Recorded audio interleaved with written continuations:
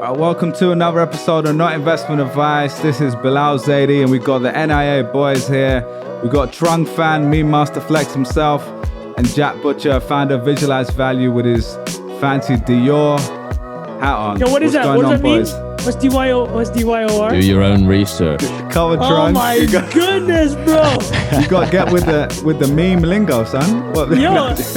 Yo, I gotta give a hat tip to Michael Brandt for this one too. he told you to make that? It's his idea, yeah. Are they selling off the NIA shelf? listener. NIA listener. Yeah, they sold well, yeah. Oh my god, that is genius, dude. It's hilarious. All right, well, if you're listening to this, you can see it's Dior, D-Y-O-R in the Dior brand typography, which is pretty slick. Under fair use, satire use. Oh, yeah. No one's coming for you. So listen, boys, we've got a lot to cover today. It's going to be 3 big topics. ConstitutionDAO, we're going to break that down, what the hell is going on. Domino's is a tech company, and a lot of people don't know, but Domino's has been one of the best investments of the last 10 years or something like that. Bro, 19 times return for the last Isn't that decade. crazy? It's better. It's a better return like Google and Facebook and stuff, I think. Yeah, it's a 1 billion to 19 billion, just comical. That's Insane. incredible. $6 pizzas. Yeah, Who would have thought it, mate? Who would have thought? Who would have thought? And then we're going to talk a little bit about Axie Infinity potentially declining and some numbers around that. We've covered them in the past. So let's just kick it off, boys. ConstitutionDAO. What the hell is this? Who wants to give this a go? Because I've been following it. 20 minutes before this call, I just threw in a little donation, a small amount, just to make sure it's captured on the chain. So I remember this moment. Did you change your Twitter profile picture to the two? No, I didn't do that. You got to do it, that. man. You're in. I've just literally did it and jumped on this call. So maybe after. Okay, but Jack. let's take a step back. What the hell is ConstitutionDAO? What's been going on? Because I think by the time people hear this, there will be obviously some updates, but we want to give the kind of high level today. Yeah, the result will have concluded by the time you're listening to this, but we're recording this on Tuesday, the 16th of November. A little early because Thanksgiving next week, so we had to record a bit early. So Thursday of this week, the 18th, a copy of the Constitution is going on auction at Sotheby's in New York. So there's 11 copies of the Constitution, and this is the last time this went on sale was 33 years ago. I'm not going to remember the name of the person who owns it, but she has pledged to donate all of the proceeds of the auction, I believe, to democracy education cause of some description. So it's been held in a private collection for 33 years. It's going up for auction, and my interpretation of what happened in the last week or so is a group of people in the Ethereum community were like, oh, let's bid on this thing. Obviously, it aligns pretty closely with the world of NFTs and people spending or pooling together capital to buy pieces of art. And the Constitution obviously shares some parallels with the idealistic vision of Web3, right? Everybody's an owner in this shared vision of a better world, etc. So the idea, or went from an idea to I think about 13 people are running it in inverted commas. They're organizing it, putting together relationships with Sotheby's to make sure they can place bids, setting up multi-sig wallets where they can receive funds, building a front end where you can view what's happening and see the total. And Bilal, that site that you just contributed to, I forget the name of that service. Can you remember what it's called? Yeah, it's called Juice Box or something. Box. I think it's, yeah. I'll share my screen in seconds for people on YouTube can see what it looks like. But Which my understanding of that is it's a service that allows you to pool capital in a multi-sig wallet. So there's a Discord and every other, it kind of follows the roadmap of every other Ethereum-based project, the Discord, the Twitter community, the suffix to the name, which is the scroll that you'll see around on Twitter. So they're thinking that they're going to need to raise 20 million, which I think is the low end of the Sotheby's estimate. And I think at the time of recording, they're at 5 million right now. Yeah, 5.6. I just shared on the screen. With 48 hours to go. And how many contributors did it say? How many contributors so far? Anyway, it's a few hundred. I think it's in the hundreds right now. And Packy McCormick has been on CNBC talking about this. He did a Not Boring about it. I spoke to a couple of people today, and they told me that based on like the formalization of a few things, like getting the multi-sig set up and having like these 13 trusted people that are running it or responsible for like signing off on some of the bigger decisions, is attracting a lot more capital at the higher end. So hopefully by the time Thursday rolls around, some Ethereum will just come in and be like, all right, I'm backing you guys. We're buying this thing. Which brings up the question. Again, this would have already been settled by now, but I'm going to throw a prediction in case it happens, and I'll look prophetic. What if a Bitcoin maxi comes in and just like just buys it up? What if Michael Saylor? They won't spend it. Can't spend Bitcoin, man. Just hold it for another year. You could buy all 11 constitutions. Wait, actually, yeah. We could, Jack, can you explain what a multi-sig wallet is? So,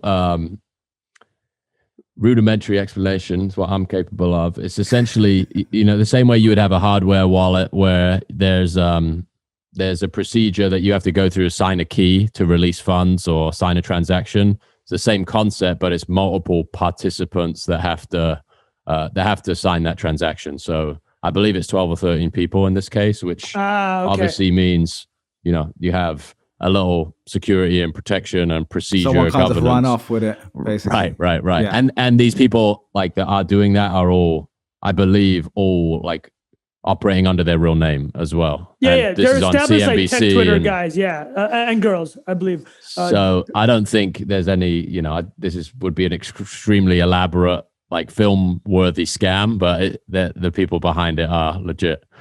I think you brought up a good point though, which I wanted to touch on is you mentioned the 13 people.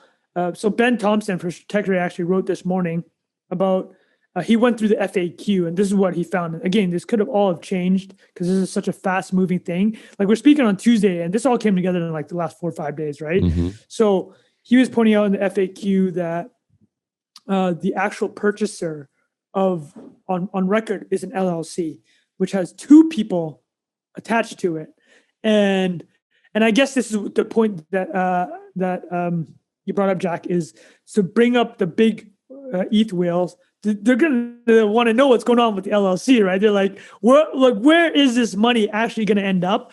And the other part of it is the structure of it. You're not buying a piece of the Constitution; you're buying a piece of a governance token, right? Mm-hmm. And is it $ people? I believe that's a governance token. Yeah. So you get a piece of the governance token, and presumably with how much you put into it, that's going to be your voting percentage. You get to vote where it ends up. I believe that they're speaking with a Smithsonian, which is you mentioned they're in contact with all these third parties about where to buy it from. So this would be saying, okay, we'll take a bid, and then where are you going to take it? The other thing that was mentioned was can DAOs own a physical thing? I think that was a big question. It's just like in terms of, because Sotheby's has KYC, know your customer responsibilities, right? So they're going to have to figure out, all right, how many people are attached to this LLC and what's their background? And it's all going to be resolved by this time next week. So I have a question, because the listeners will be like, oh, guys, this has already happened. Like, this is such old news. So now we get to play the game where we'll make predictions and you get to make fun of it. Jack, if you're to predict, you think they will be able to purchase this thing? And what is the probability you would assign to that? I think 80%, I would say.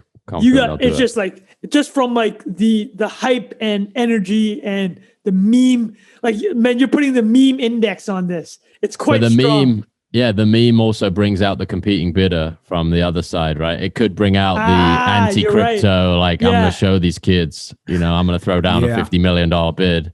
And everybody that's competing against them knows exactly how much they raised, which is that's an easy. That's the thing, right? That's why a good we're gonna have to point bring for in an the auction. whale. That doesn't really help you. maybe Charlie Munger comes in and outbids them by $1. No, but legit, right? I said, what if Sailor came in? That was the wrong one to use. What's the old money crypto version, right? Like, who's the old school dude that wants to stick it to these young crypto kids? Yeah, and like I think, regardless, it's like what's fascinating to me is obviously the Constitution is a document that everybody recognizes. Yeah, but the amount of money with respect to like some of the transactions you see in the Ethereum art world is not that significant, right? There are people sold a piece for 29 million last week. We've already forgotten about it. Yeah.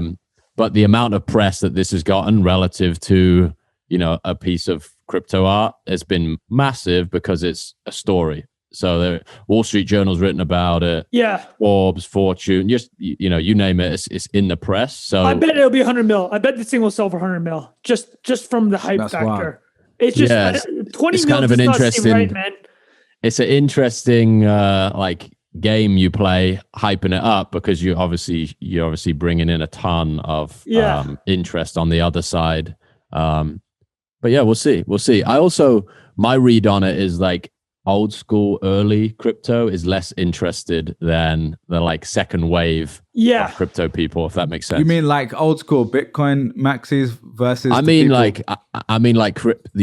meme heavy crypto Twitter is less into this than like VC crypto Twitter. That's interesting. Oh, got it. They're more excited about a big crypto punk sale, right? Pepe the Frog, like they love the crypto native stuff, and I think, I would, it's kind of like the phases of evolution of. Oh, that's so fascinating! What an interesting way to think about it.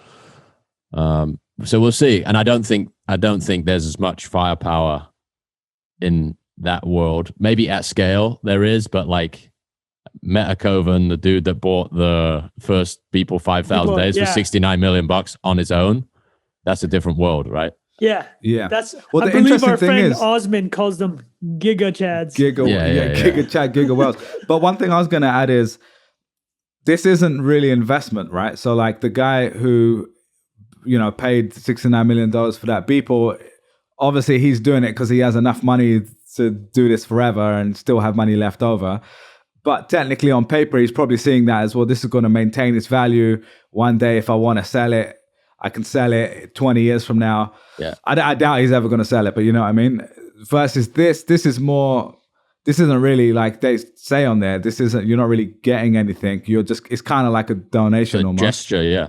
And that's the difference between, we've talked about this on the pod before, but like buying something and transacting something of value that someone keeps and has that value versus essentially a charitable giving, even if this isn't real charity. Like, I don't know if you can get a refund on your tax return with this, for example. Right. Like I don't know if it's a 501c3, obviously, right? Because it's a DAO. So it's just like that. I mean, we've talked about it before, but the scale of just giving when the intent is, I just want to give something for fun or to like help a good cause, is often quite a different scale to like, I'm going to actually have value in transacting something. So yeah, that's a great point. I think this is not actually a follow-up to what you said, Bilal, but it goes back to something Trunks said, which is the LLC point. In the same way that you need like a crypto off-ramp to fiat as a monetary system, you need a crypto off-ramp to an LLC as like a recognized business vehicle in the real world, right? If I went into HSBC and said, hey, I need to set up a bank account for my DAO. Damn HSBC. That's a dumb comparison, but you know what I'm saying?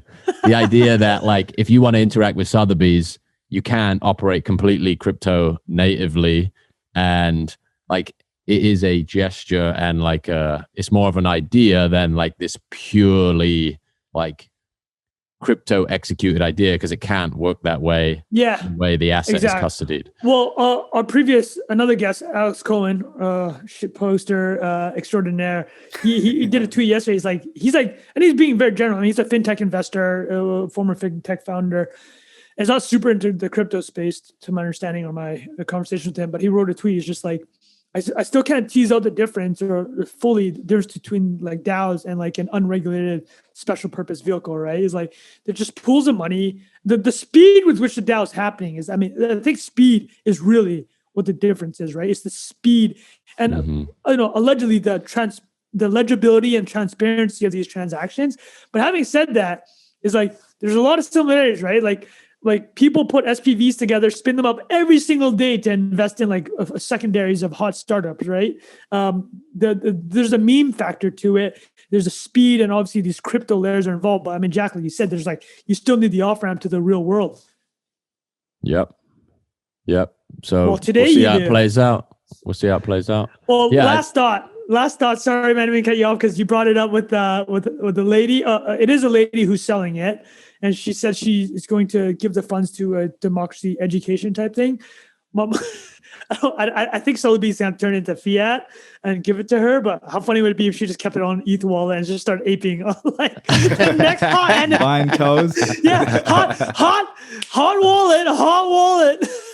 Oh my God. Yeah, I wonder how that works. I'm sure she's getting a nice crispy check, my friend. Yeah, what didn't she say she's giving it away? But like, how would that work? It's gonna have to be fiat. I'm just saying right? they'll deliver it as fiat. Well, it's like Bilal, like you did with Charity Water. Oh, right? you mean like that massive check? Yeah. Well, what happened when you guys got the money at Charity Water? You immediately just had to sell it down, right? Like all through the night. Teresa was up at 3 a.m. converting on Gemini.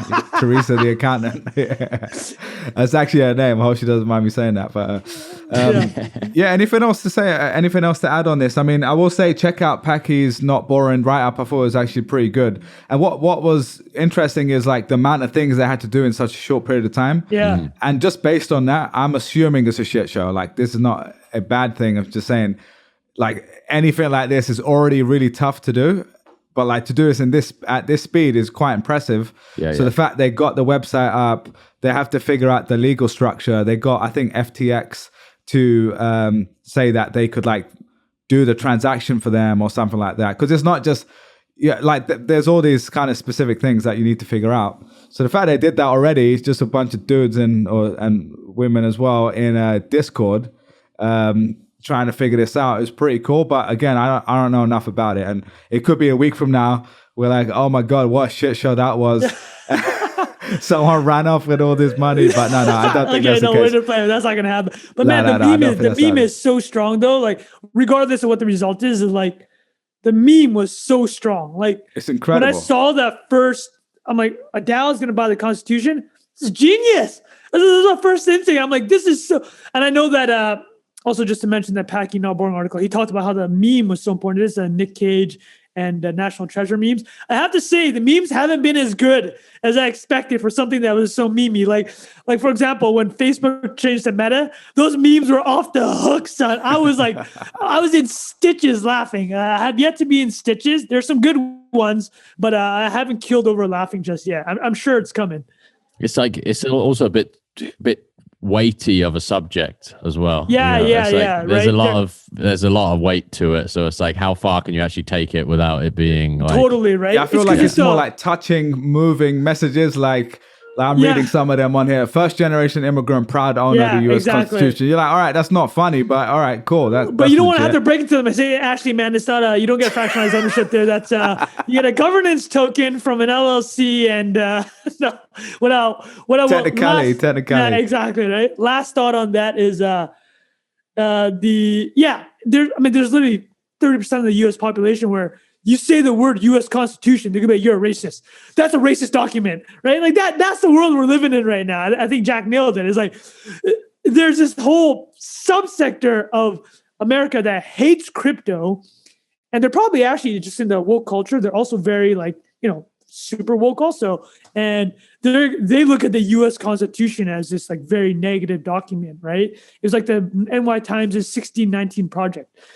Basically saying that the start of the United States was not 1776, but it was 1619 when the first slaves arrived, right? It's like that ilk of like, that's what, to Jack's point, is like, there's only so far you can take the jokes, right? What capital? Did you guys listen? It just dropped today. Oh my God, it's 4.5 hours. So I'm saving that for the plane tomorrow, man. I've got... oh yeah, that's right. Find out West, brother.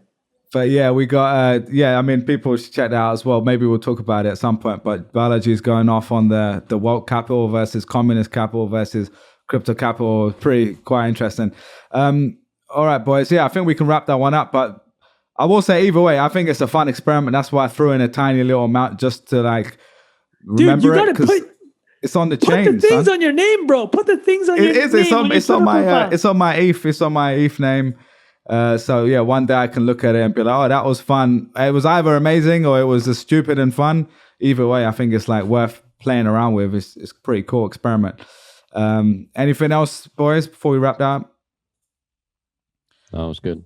All right, why don't we do a quick thing on Axie first, since it's kind of in the same world, and then we can finish off with Domino's, because that one, I do want to dig into that. Let's dig into definitely do that, buddy. So Axie, what's been going on? So Trung shared this either in I think it was Trung, or one of you two shared this Substack article.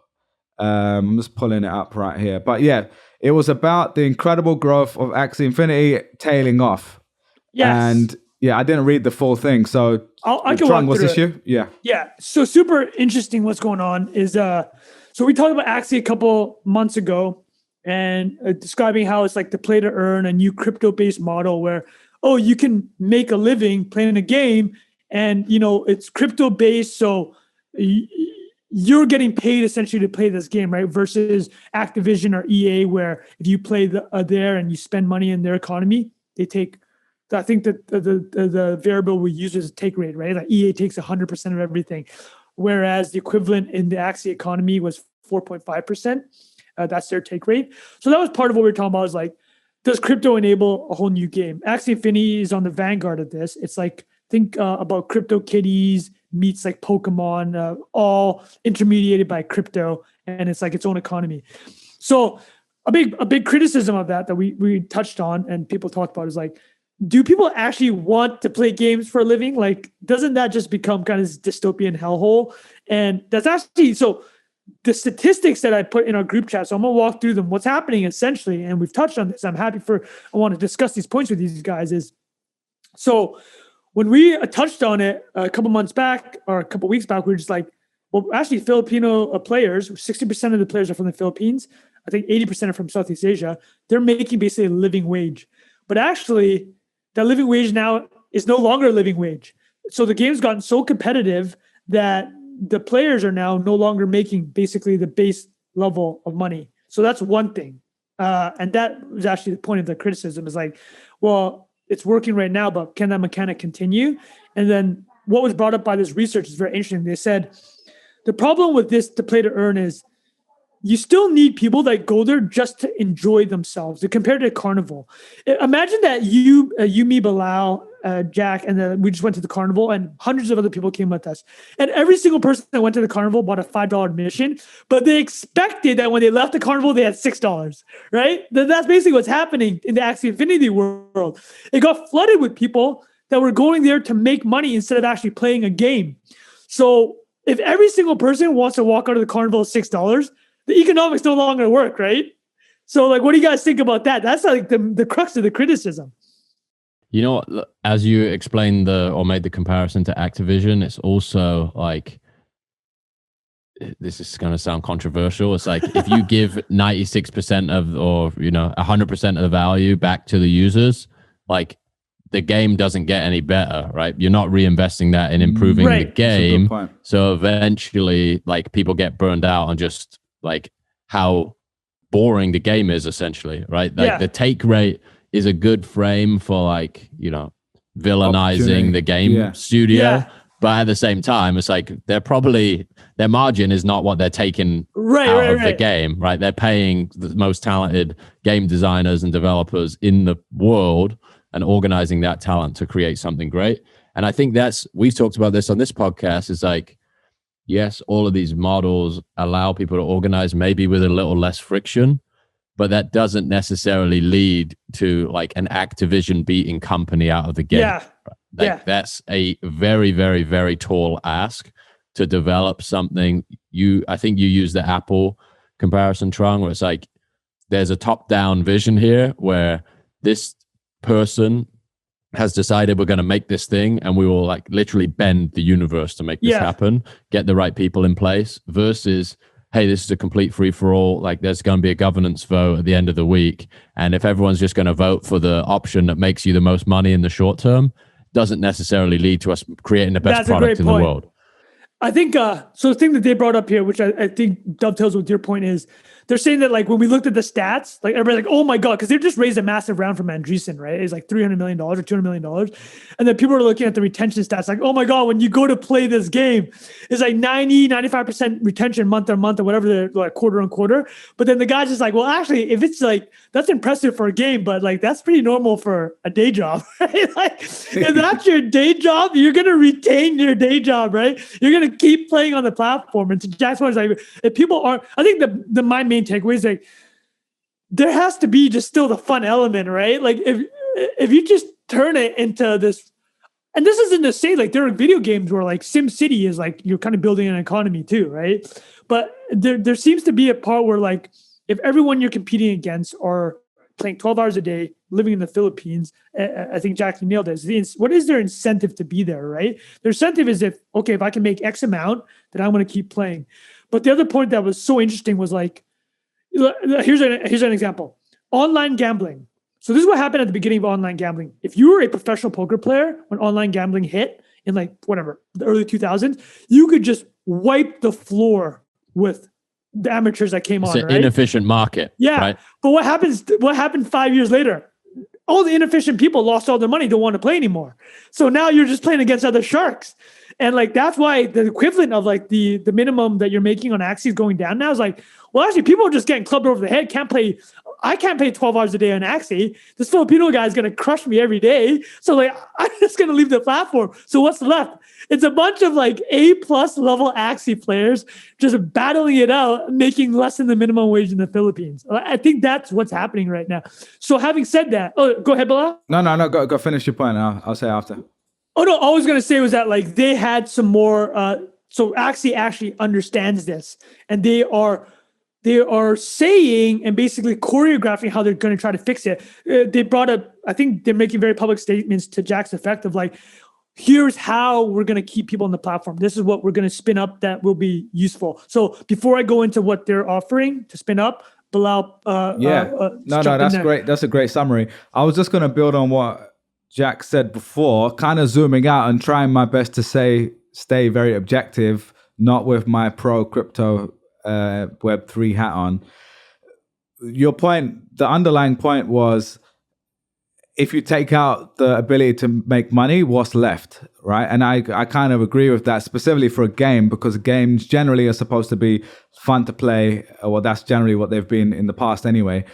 But what I would say, and again, I haven't really thought this through properly, but could we say the same for NFTs? You know, could we say like if NFTs, people weren't making money by flipping stuff, is there anything there? Of course, there's some people that like the digital art and they like the fun of it and the vibes or whatever you want to call it. But the truth is, of course, most of us and a lot of us are in there because we know that there's incentive to make money from it, right? And there's a way to grow and see it as like an investment. And of course, like the fun and all that stuff is great too. But if you were just there flipping JPEGs for zero money, you probably would do something else with your time for a lot of people. Yeah, exactly. Right. So that's one. The other example, parallel I'll draw is you mentioned, the reason there's a margin for those or a higher take rate for those gaming companies is because they're hiring the best people, they're developing next level games. And again, this is going to hurt me to say it, but could we say the same for banks or the middleman? Maybe not HSBC, don't sue us, but like the fact that, like we go across the street, like for me, I go across the street, take money out. Actually, I took out money from the ATM yesterday and I was like, it's kind of cool that I can just go and take cash out from a machine when I need it, right? Like I know, like, yeah, I'd hate paying for stuff in cash, but the fact that I feel safe going in there's a camera, there's a security guard, like that's being paid for by the overhead of the bank, which is made from that percentage of the pie that I am like fighting to get in this DeFi world. But in the real world, in the rest of the world, there's a reason they're being paid for that. You can then argue, I guess the question is like, what percentage is fair? And is it Chris Dixon or someone talks about your take rate is my opportunity, or I forgot who said that. But essentially that's kind of like the idea of like, there's a big pie, your take rate is this large, we can afford to do it at a smaller level. So I think it's like that sliding scale, right? Now, don't hold me to that bank thing. I was using that as an example to illustrate the point. I still find the banks kind of annoying, but like, and I think there's a balance to be had here. Most people aren't going to go and log into MetaMask and do this crazy DeFi stuff, right? But most people also do want better than 0.01% in their bank account. So that's a long way of saying, is your macro point applicable to the rest of the stuff we talk about in this podcast? I think in many cases, yeah. I think a lot of the explosive growth of an Axie comes from it being like the first of its kind too, right? It's like the meme just rides it into seemingly inevitability, where like people making money get very excited. And I think the idea of the infrastructure of crypto is like, it's making this thing investable at an earlier point in time, right? So instead of like waiting for this thing to IPO, let's use a real world example, for you to get exposure to it, you can invest on day 3 of this protocol, which I'm not saying is good or bad. It's just different, right? Because that's going to change the outcome significantly, because you're not locked up in a room developing this thing that people are literally going to pay $60 for and get, and then pour another $500 a year into it for not, like, they want nothing in return. And I think that's like, we talked about this with regard to like the creator coin thing, where it's like when you start to put a market cap on everything, or you start to make everything like this liquid financial market in real time, then the consequences of that for a lot of people are not good, right? And I think if you listen to like the hyper futurist view of this, it's like, this is going to be amazing for a lot of people, but it's going to be not great for a lot of people as well, because the network effects of the internet too, where it's like, oh, I really believe in this art. Do you? Like, when the value of the thing drops, you shift into another collection. You're in another protocol, right? And that's that's what I think some NFTs, like, to speak to my own experience in NFTs, like, I haven't experienced the same thing other projects and have experienced, because I didn't deploy this as a financial vehicle, right? It's like, this is a new medium for me to work in that was not possible before. Did it propel the sale price of those pieces of art because of the like moment in time and the meme? Probably. And sorry, Jack, to clarify, you're talking about the NFTs you sell that you create selling visualized value NFTs. Yeah. I don't think like, and this is me extrapolating from conversations I've had with people that have collected work of mine. They're not trying to make a return in 2 days. Yeah. Like, I think like there's been no, nothing that I can do to like support this work in this way. And I'm interested in it. So this is what I'm going to do. And a lot of this comes down to like the language you can use around this legitimately, right? Or without. It's the same as like going and buying a piece of art you like at a, garage sale or an estate sale. And then in 30 years, it's going to be more significant than it was when you bought it, right? That's the bet people are making on art. But if you compress it into like a super liquid, like real-time market with like emails pinging to you every 20 minutes, you're just like crapping yourself. And then you're like, oh God, maybe this was a terrible idea. I'm out. And I think Axie kind of suffered from the same dynamic on the way down as the way up. Because as soon as this thing starts to crater, it's like, oh shit, it's a token and the price is dumping. I'm getting out. And presumably there's a relationship between the market cap of the token and the payouts that people are getting. So it's like we talked about it with relationship to a single creator, where it's like the accountability you have to the market is so obscene. Yeah. You wake up every day. It's like, Jack, what happened, man? What happened, bro? Why? Yeah, what's the roadmap? What's the roadmap? What's on the roadmap? It's like, if you want to develop this into anything good, like we have to go and sit in a room for 6 months and think of something. But if the market is demanding, Fortune 500 companies complain about 12-week earnings 3 reports. months, and this Imagine is like daily one, this is daily or like Discord. Devs, can the devs do something? It's a meme at this point, but it's this is like I think a concept that has transcended the centuries. It's like, if you want to build something meaningful, you just have to like get people together that aren't incentivized to create a 10x financial return in 2 days. Well, there's two things I want to say. It's like, I read a really interesting article by Ali Montag, I believe is the author's name. But she was basically making the case for not building in public. Because obviously we're in this Twitter bubble, right? And like people, and Twitter bubble definitely skews toward, you got to build in public. You got to show your numbers. You got to tell everybody what the progress is every day. But that doesn't lend itself to long-term thinking at all, right? And like I feel that personally, just like, I just want the hit, right? I just want to, hey man, can I make a funny joke now that people will forget in 6 hours and will have zero long-term impact on like my potential as an earner or my reputation, right? It's like, having said that, if you drill in funny ass jokes every day, 3 times a day, that's consistency, right? But she brought up a great point of like, maybe working in public isn't the greatest idea ever. And I think you talked about it, Jack. It's like, sometimes you got to sit down in a room and just kind of do it, right? And then you show the world what the product is. Yeah, we're collectively reducing our attention spans as well, right? I think if you have an 8-second attention span, you're like 2 standard deviations away from the mean in the good direction, which is mental, right? It's like our attention spans just going parabolic in the different direction, like the TikTokification of everything. Well, actually, somebody brought up a very good point about McDonald's, and I never thought about it this way. And I've heard, you guys have probably heard about, especially in New York, like Bilal, you've probably seen like the slow food movement. Right? Yeah, It's definitely. like people just want to eat slow food, enjoy.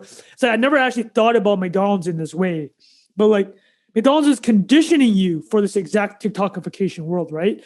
It's like you see the golden arches, within 5 minutes you would have had 1,000 calories in your body. I never connected, right? I never connected that. That is the equivalent of the TikTok, how you have to get that 15-second instant gratification, the dopamine hit. Like 1 billion right? served, baby. Yeah, 1 billion served, right? It's like you're going in that.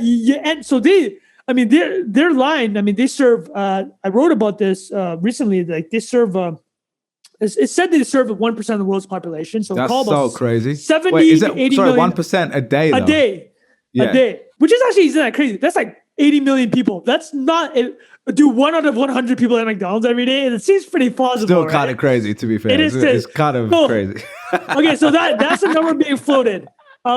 In that, I mean, and let's go to the one that we do know: billions served, right? And for them, I never thought about this either. It's like they're basically a social network in the sense of like, if they're serving billions of people a month, I think it's pretty fair that they're serving more than 1 billion people a month, right? Let's call it 0.5% a day. That still gets you to 1 billion in a month. So if you call them, their monthly active users are like 1 billion. They're like one of the top 5 social networks in the world. And like, what is their interface? It's the menu, right? It's the drive-through. And all they care about is like, how do we get these people quickly as possible get their dopamine hit so they know to come back next time, like they have that hunger and the urge. It's fucking twisted. And I get all of that. I'm just speaking objectively, like that is what's happening. It works, man. It's so crazy. We got to drop at least one Sailor reference every episode, but that's what he talks about, like the inevitability of a network when it gets to a certain size.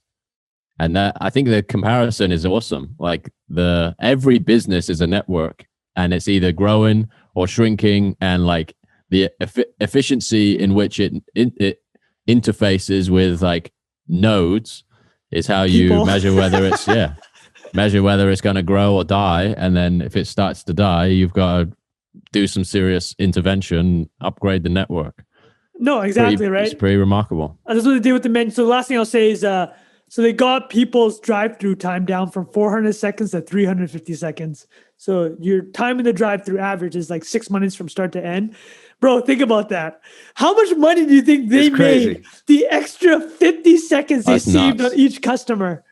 It's just crazy when you think, like, because it sounds to someone who's not thinking at that scale, they're like, oh, what's the big deal? But it's like the percentage change, the throughput of people. Massive, dude. And especially, like, again, if the demand is there and there's more demand that they can actually push through people, like, it's pretty incredible what they can do. And they've got the interfaces in the restaurant now, right? Where it's just, there's nobody taking orders. Dude. Sound like Jack's been at McDonald's recently. Mate, I was in Times Square. I was in there in Times Square a couple of weeks ago. I think that night we saw each other. We almost ended up there as well. We ended up at a diner instead. But dude, think about how twisted the self-order is, though. You have no pressure and anxiety of like being in line. Someone There's nobody waiting on you. Bang, bang, dude, bang, so you're bang. just like, they're hitting you every customization option.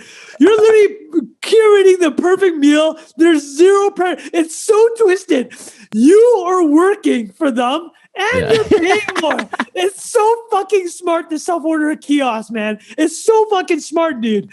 You're paying more. I gotta ask you, Trung, what is the craziest McDonald's order you ever made? Or both of you, dude, or like I get if you want to extend it out, it can be fast food. But I just want to hear it. It's definitely the most memorable I had was it was a New Year's Day, like 2011. I was still living in Vietnam. I know this is something you thought about. I will throw the picture up in the Telegram. It's just disgusting. Because I remember because it was like the most You know when you wake up and you're hungover, you feel regretful, right? You always feel regretful. But then you look over, depending on sometimes you look over certain things. Let's talk about fast food here. You're looking over the fast food.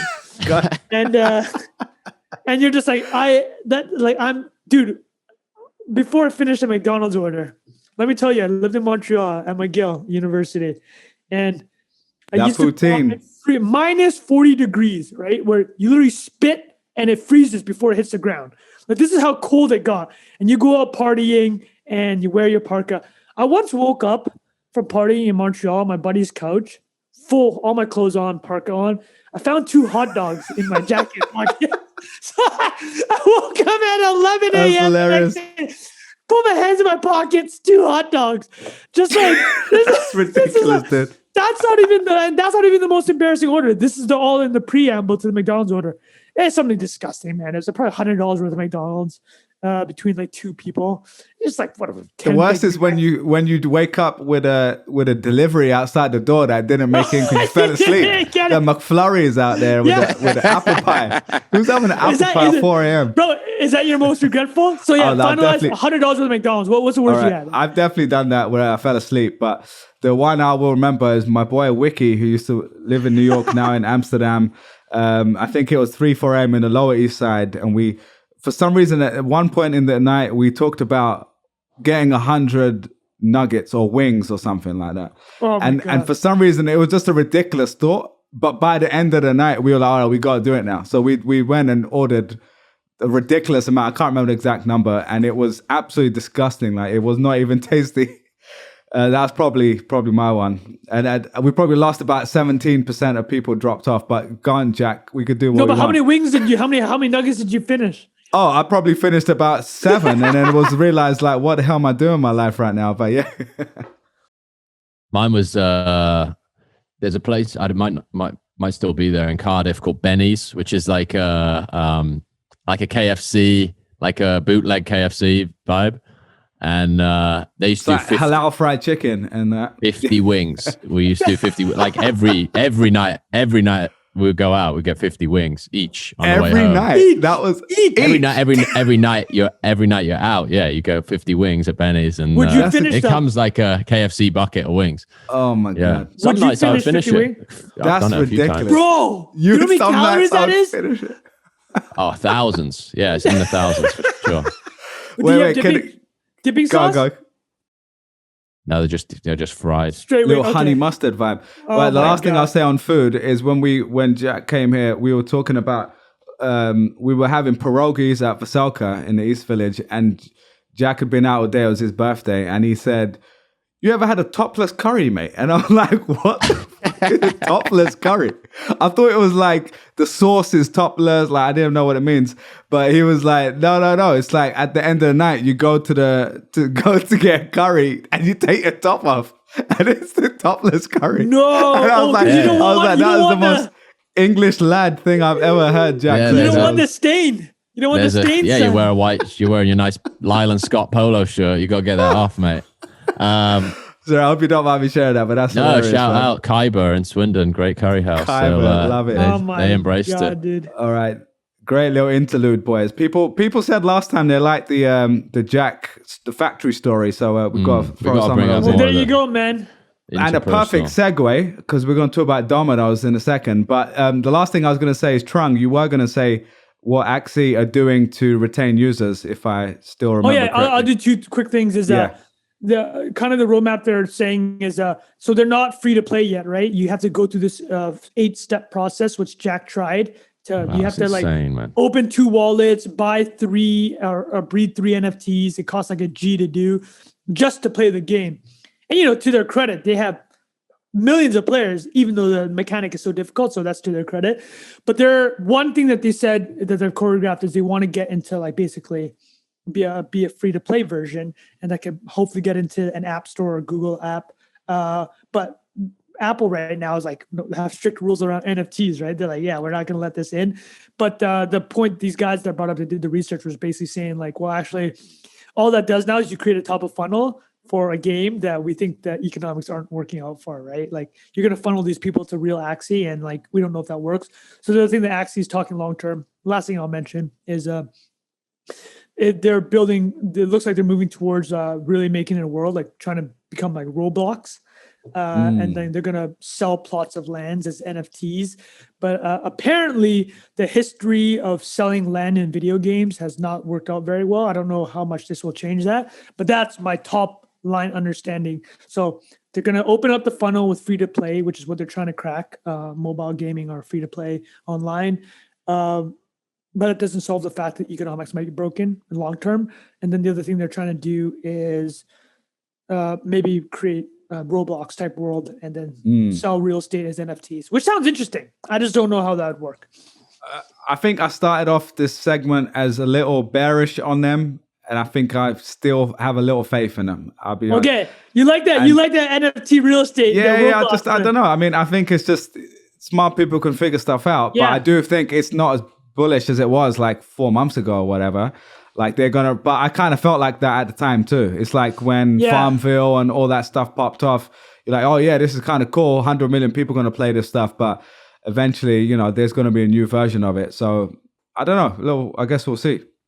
I really liked how you guys talked through the hype cycles of things, right? It's like you and how you guys had felt about kind of the crypto early in the year. Obviously, so many of these things are happening so fast that we're kind of experiencing the entire hype cycle within like 3 or 4 months. It's amazing, right? man. I can't remember another time for a long time that stuff has moved this quickly. It's outrageous. Honestly, the biggest blessing in disguise this year is this podcast forces me anyway. Like every week, I'm like, oh, what the hell is ConstitutionDAO? Like, if we didn't have this podcast, I would have like put that off for 4 months and read it when it was too late. But now it's like 20 minutes. Now you're an owner of the Constitution. There we go. Part owner. Can't even vote. Take that. All right. All right. Anything else before we move on to our favorite dominoes? Well, it dovetails with what we just talked about, bro. Oh my goodness. We just talked about fast food. Don't food. say I wasn't planting a seed. It was all part of the plan. Oh my God, dude. Tee it up, bro. Tee it up. All right, boys. We're going to talk about dominoes. There's no better way to kick this off than meme of the week. This is 10 seconds. And shout out to the boys at Side Talk NYC. Let's kick it off. This guy's a legend. If you won the lottery, what's the first thing you would buy? A Subaru Outback so I can have mad strippers that give shape-ups in the back. What are you going to be for Halloween? Ellen DeGeneres. If you could go to one place in Italy, where would it be? Domino's. There we go. I don't know how else to kick it off. Oh, wait. Hold on. He had to have been joking when they asked him if you could go to one place in Italy, where would it be? And he said Domino's. That's got to be a joke, right? Of course, that is incredible, bro. Incredible. The cut, I wasn't paying attention to whether or not they cut that, but the speed of the response just makes it so much funnier. It's so It's good. just like, well, there it is, man. It's the TikTokification of our brains. If I it will doesn't go that fast, it's not as good. Those guys, I will say, Side Talk. I think it's Side Talk NYC. They're two killer. young kids from NYU, and they've killed it on Instagram and TikTok. And you can just tell they've recorded so much, and they've spent hours cutting it down to the best 12 seconds. It's like a crazy skill in that. So respecting it. But anyway, the reason I wanted to start off with that was just because one is hilarious. And two, I think, look, Domino's, we're going to hear it from Jack Butcher in a second, but we're all fans, right? Like, we're all fans of pizza, obviously, but Domino's is quite a special business. I think, Trung, you wrote a thread on this way back in the day called Domino's is a tech company, or like lots of people have talked about that as well. So we're going to break down that. But Jack, you've mentioned in the past that you would consider owning a Domino's. Is that still the case? Oh my. Mate, hell yeah. I think it's like talk about network effects. I used to live literally next door to one in Brooklyn, and you go in there, like walk past it on a Friday night. There's like like the YouTube worthy, like box folding dude in the window, like doing this, like building the boxes because the orders are going to be so insane that night. So they're just like building boxes up to the sky in there. And pretty much every Domino's I've been past or in the last 2 or 3 years, that's been the case. Like you go in, the TV is like stacked full of orders, like they've got all the metrics up on the board, and sometimes they got like 1 or 2 people running this thing, and they're serving like dozens of people an hour, and the pizza's good. Like I know people get mad about that, especially if you live in New York, but I think the pizza's good. It's solid. I think it's 100%. Man, dude. Gets the job done. Hold on, you out of all the chains, it's pretty legit. Okay, well, you guys are both New Yorkers, so like you guys have obviously had good New York pizza, right? Like you know all the. It's almost like 2 different things. It's like 2 different that's how needs. It's like chicken nuggets are still banging. You know what I mean? Can't say no to chicken nuggets, but yeah. Okay, so let's be clear. We all love Domino's. I love DPZ, man. Oh my god, it's just. Well, let's talk about. I love that you call it DPZ as well. Yeah, that's the ticker, is it? That's the stock ticker. That's the stock ticker. We're ordering. I'm a start we're ordering DPZ tonight. Is that what you say to your wife? Or? DPZ. So let's go back to Bilal's first question. So Jack, you want a cash flowing business? Like, talk us through. How serious are you about Domino's? How close are you? Barbell strategy, NFTs and Domino's. Incredible barbell strategy. Also, like $6 pizza. Like you could feed a family in Domino's for like $12. Oh my god! Pretty hard to do, man. Anywhere else? Is it garlic bread fun? Get those. Yeah, garlic bread. You got. Oh my god, dude! This is turning into a fast food appreciation day. I know. There's nothing wrong with that. I think there's so few variables as well. Like if you talk about like buying a restaurant or like having something that produces a product, I think Domino's is probably up there with the most consistent you can get. And like I've had Domino's in probably 10 states in America, and they're the same every single time you get it. Yeah, bang on the same. I know McDonald's and stuff is able to do that, but like I don't know what the difference in price would be for a Domino's versus a McDonald's, or how easy it would be to build a franchise of either. But Domino's, you could build in like a tiny footprint store. Yeah. You don't need like a drive-through and a car Pure park. Delivery. And all that. Pure delivery. Yeah. Delivery, exactly. Yeah. Wait, have you looked into it? Do you know how much money it would I think cost? if you put down $100,000, you can get one. That's Let's just for do the it. franchisee NIA license? buys Domino's. Okay, listen, NIA listeners. Oh my goodness. Get in the Telegram. Start hitting us up. Are we going to... The ConstitutionDAO. Domino's DAO. Domino's DAO. Can you imagine? First of all, Domino's DAO. I'm in, boys. I can get excited about that. Yo, guys. Yeah, okay, listeners, Domino's DAO. Think about it. We're going to start pinging probably 10 days from now after everyone's had a chance to listen. We're just going to throw in a Telegram group. If you guys want to do a Domino's DAO and then everything after running the business goes back into aping NFTs, let's fucking do it. Do you know how amazing that would be?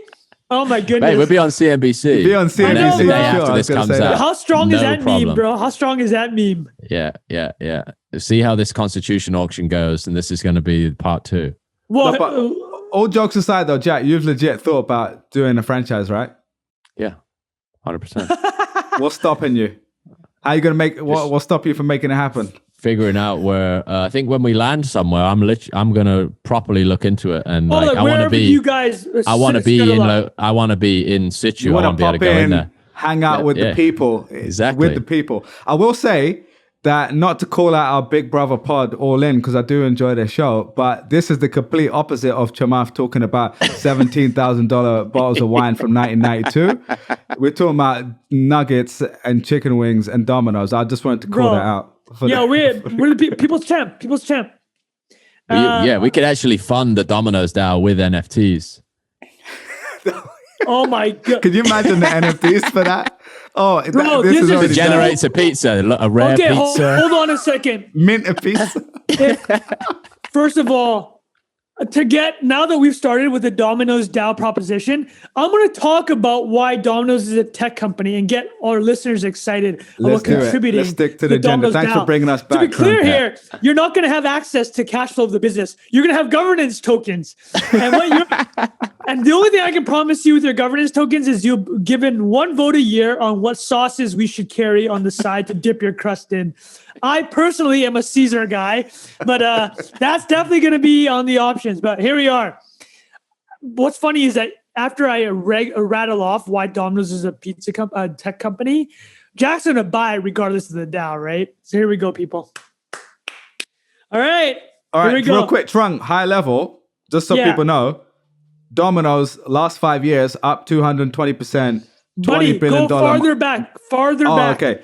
Make it 10 year. $19 billion market cap. Yeah, 10 years. The stock price was $12. It's now $525.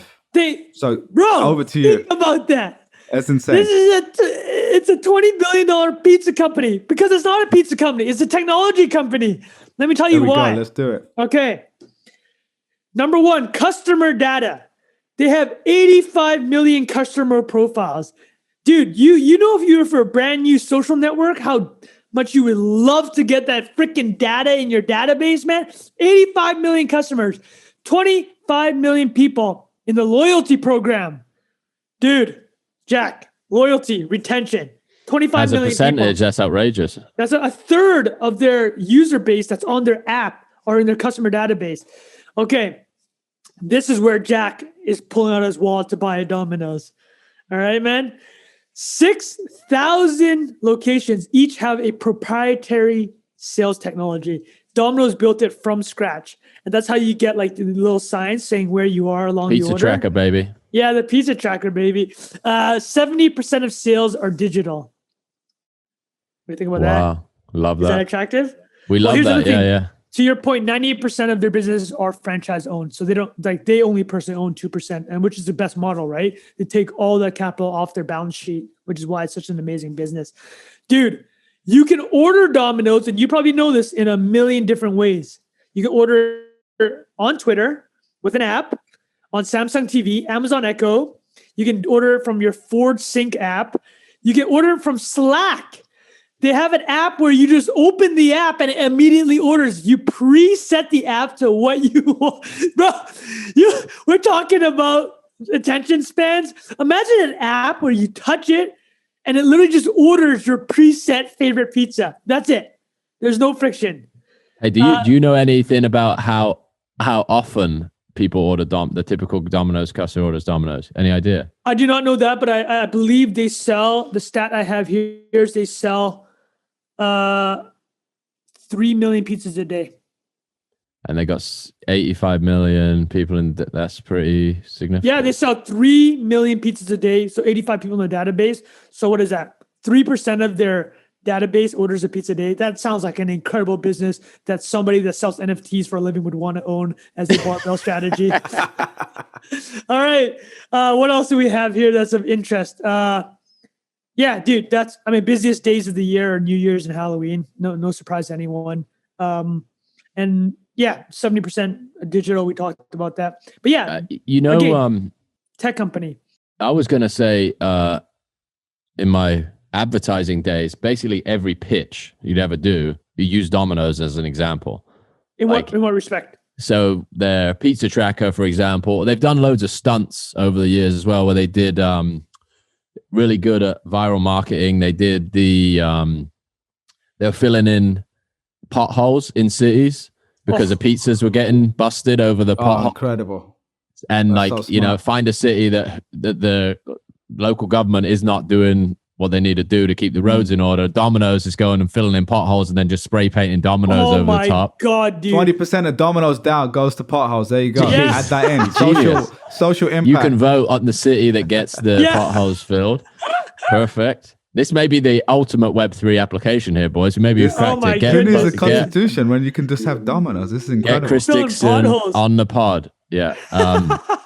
They did this thing with a moped where they had this like, it's always kind of like stunty, but it got a lot of attention, where it had like a pizza balancer in the back with like, it was like a globe. It was all lit up. You put the pizza in, so it's like it gets delivered in perfect shape.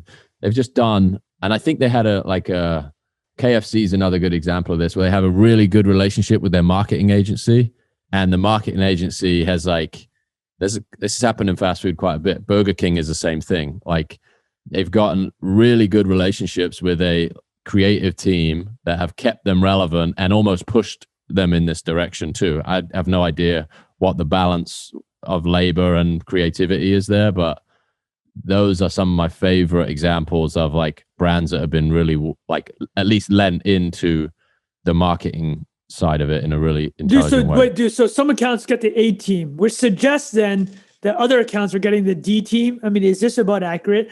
Like, if you're like a utility, you're a public utility, you're like, hey, let's go to this advertising agency. They're going to give you what, like the intern? Is this You're going to get you're going to get the talent that is consummate with your appetite for risk.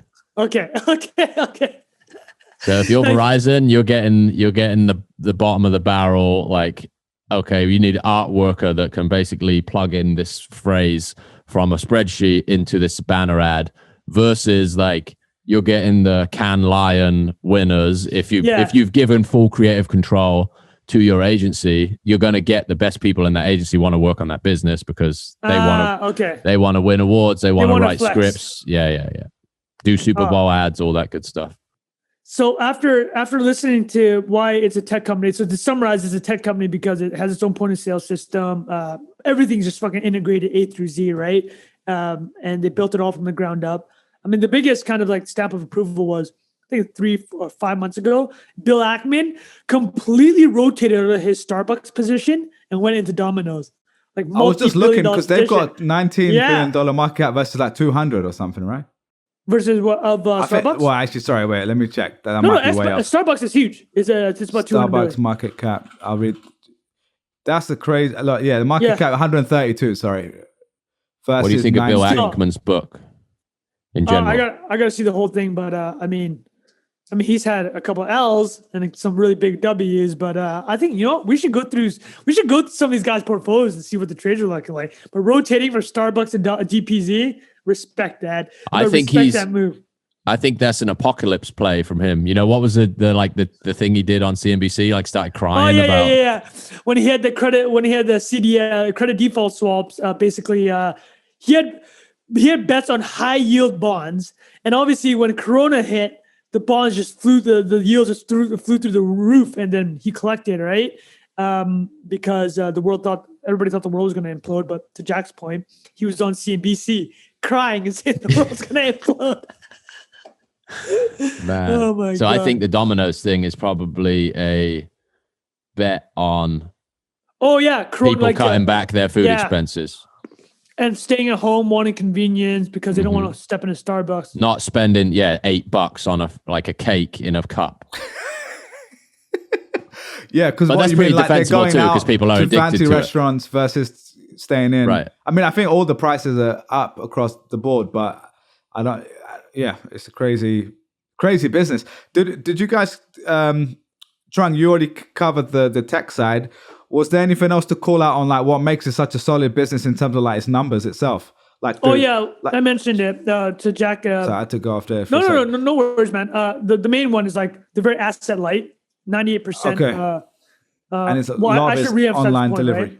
Yeah, a lot of it's online. Like, they don't own 90% of the business is franchise businesses. So like they personally, their balance sheet's very clean. Super light. Yeah. Same with McDonald's, right? McDonald's a little bit different because they own the actual real estate. Like, you know, the saying McDonald's is a real estate company. We should actually do another segment on that because it is fascinating. McDonald's as a real estate company. So what about? Do you guys have any idea of if it costs $100,000 to set one of these up, what the expected rate of return is, or like on average?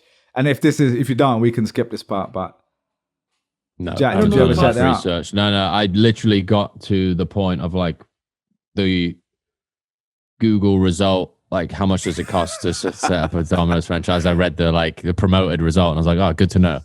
All right. Didn't even get to the landing page. It was just a snippet on Google search, knowledge graph. But yeah, well, here, all right. Let's try to answer. Let's try to answer for Bilal super quickly though. Okay, so super quick internet research is the franchise fee itself that you pay Domino's is $25K. You have to have a net worth of $250K, and the investment is between $100,000 to $400,000. I guess how much you want to do.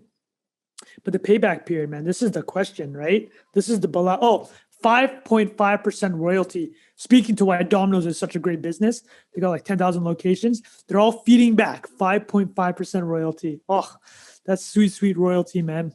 I don't know how much you'd have to sell to make that money back, but I'm sure we could napkin math. Well, we could pad it with some NFTs. Yeah. Get an NFT with your order. Can you imagine that?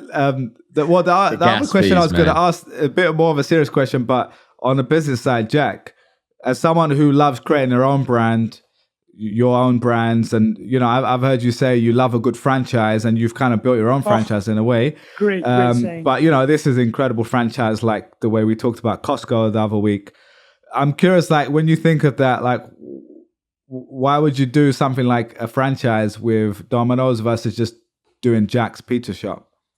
So I think I think we talked about this as well, like equity, the concept of equity, like you can either build it from scratch or you can tap into it.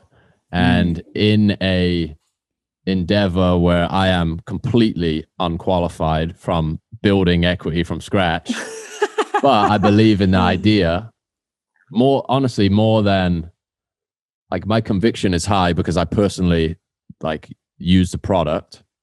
So, and I think some people are more shrewd than I am in that they can look at a spreadsheet and be like, that's a good business. I want to be invested in that. Like every angel investment that I make is like a personal decision for the most part. It's not like a cold blooded, like that's going to make money. Let's do it. As much as to my, dismay that I haven't been able to build up that skill. But I think in the case of like, man, I think even if you make really great pizza as an independent, that road, that hill distribution, is just so man. Look back. What are you trying to say? Distribution. They have for sure. built-in distribution. Yeah. And that's like in the same way you'd buy real estate for passive, like, it's tried and tested, like income. How it works. This to me feels like a legit way to do that and like do something that is like I'm interested in personally as well. Well, here's the last pitch to our future DAO Domino's owners. Here's a napkin math. All right. So can we sell 50 pizzas a day? I'm going to say yes. $20 a pizza. That's $1,000 right there. So you're already you're at $400K a year. Mate, even if we set it up with a DAO, we would guarantee those minimum sales just from the press of the DAO. Done, right? So like, and just call what I've called 10% margin.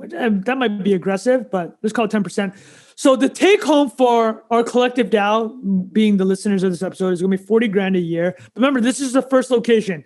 We ain't just being a one franchisee type of operation here.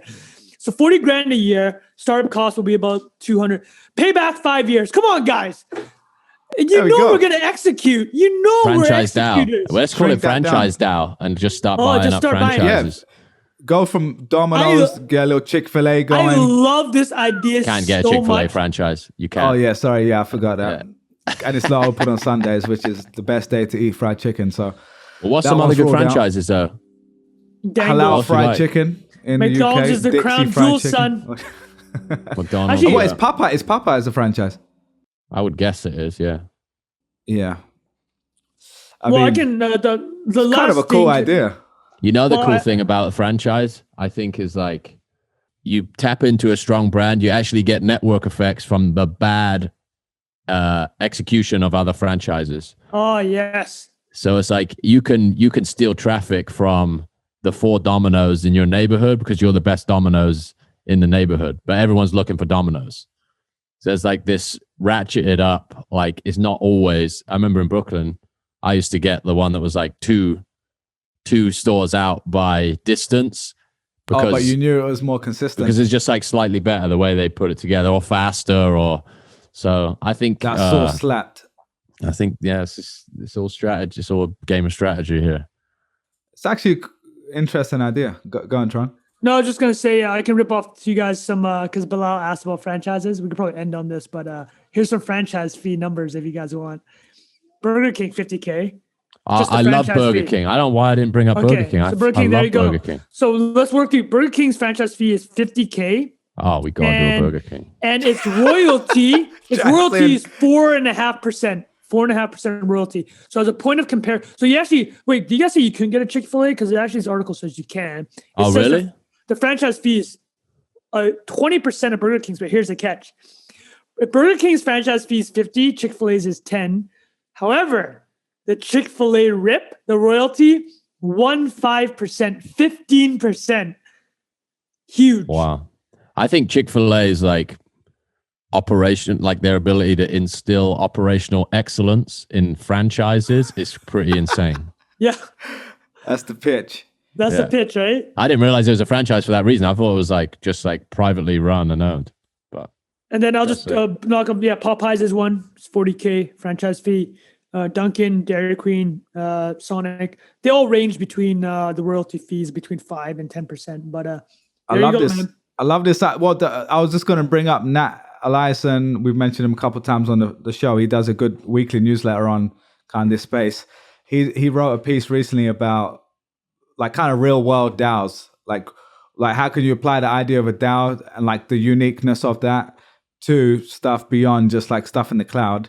And he was talking about like a coffee shop run by a DAO or like a community based thing basically. And so yeah, it's quite interesting because this is but maybe the first of its kind I've heard someone talk about franchise DAO. I'm adding that to the title. So Dude, someone's let going us to nick know the if you're idea, interested. It boys. sounds like a pretty interesting idea. If we It's don't quite do fun. it, somebody will. bro, and Heard sure it here enough, he's first. got the double, Nat's Twitter profile. He's got the 2 scrolls. He's in. He's in that He's in the Constitution game. DAO, son. He's in the know game, son. All right, boys. I think that was a great way to wrap it up. We went a little over our time. No, we're good for the recording time. That was great, man. Anything else to wrap it up, boys, before we close out? No, it's beautiful. Post your dude. favorite franchises in Telegram and we'll Yeah. get this thing moving. You guys Let us want know what you think of to, franchise now. and let's start asking like outside NIA DAO, franchise DAO, Domino's DAO. Let's start DAOing things up, man. Let's DAO this. Fiat fan is fully no longer Fiat fan. I love Converted, it. bro. Converted. You're I want to fully get in the my game. money. I want to dump all my CAD, my Canadian dollars. I want to dump all my USD. Get all You rid just of my only Vietnamese refer dong. to stuff by their 3-letter acronyms. Yeah, the FX and the. So I was working freaking finance, right? All right. DPZ. Perfect, man. boys. But yeah, good one. Nice one. And as always, hope you guys enjoyed that one. And by the time you listen to this, it'll be Thanksgiving week. So for our American listeners, happy Thanksgiving. Hope you're enjoying some turkey and some fun stuff with friends and family. And we will be back next week for more not investment advice, always for entertainment and educational purposes only. And we'll see you next week. Happy Thanksgiving. Thanks, guys. Cheers. Cheers.